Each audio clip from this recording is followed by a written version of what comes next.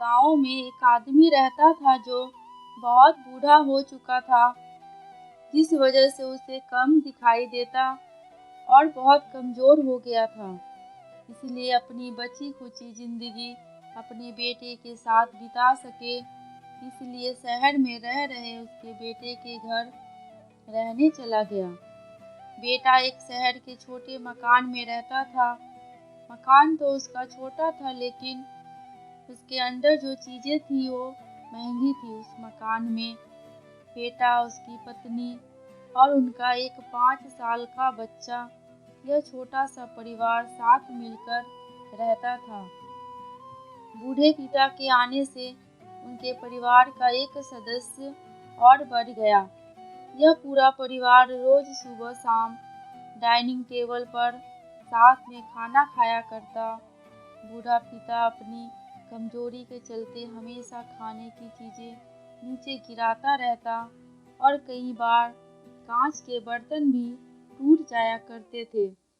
कुछ दिनों तक तो बहू और बेटे ने यह सब सहन किया, लेकिन बाद में वे दोनों बूढ़े पिता की ऐसी हरकतों से चिढ़ने लगे।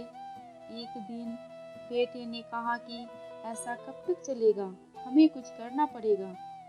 उसकी पत्नी भी इस बात से सहमत हुई। अगले दिन बेटा कहीं से एक पुराना मेज लेकर आया और घर के एक कोने में उसे लगा दिया और अपने पिताजी से कहा कि आप यहीं पर बैठकर खाना खा लिया कीजिएगा। उन्होंने एक लकड़ी का बर्तन भी बनवाया, जिसमें वे अपने बूढ़े पिता को खाना देने लगे।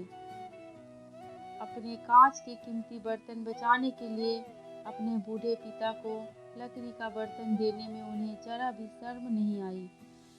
अब खाने का समय जब जब होता तो बूढ़ा पिता एक कोने में बैठकर खाता और बाकी का परिवार डाइनिंग टेबल पर खाना खाया करता।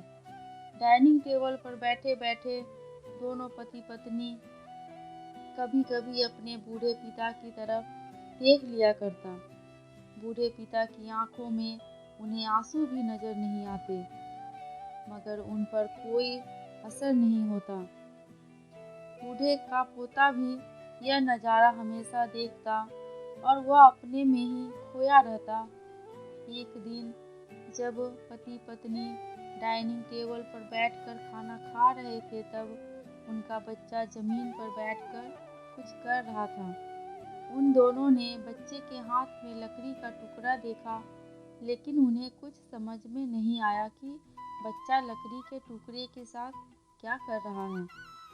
जब बच्चे के पिता ने उससे पूछा कि बेटा आओ खाना खा लो, तुम नीचे बैठकर क्या कर रहे हो, तब बच्चे ने भोलेपन से कहा, अरे मम्मी पापा, मैं आप दोनों के लिए लकड़ी का बर्तन बना रहा हूँ, ताकि आप लोग जब बूढ़े हो जाओ तो मैं इसी में खाना दे सकूँ।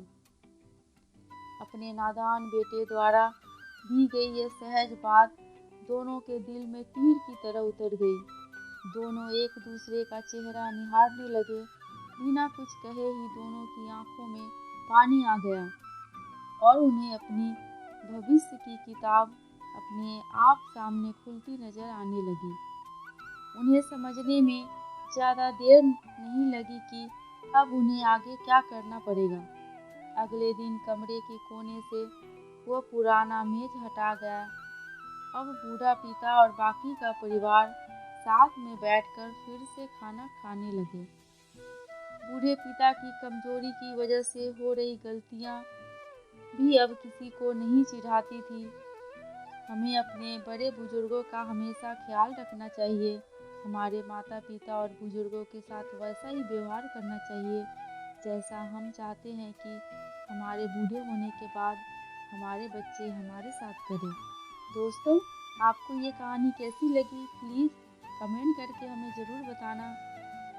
अगर थोड़ी सी भी अच्छी लगी हो तो प्लीज़ मेरे चैनल को सब्सक्राइब करके मेरी वीडियो को लाइक एंड शेयर कर देना। अंत तक वीडियो देखने के लिए आप सभी का दिल से बहुत बहुत शुक्रिया।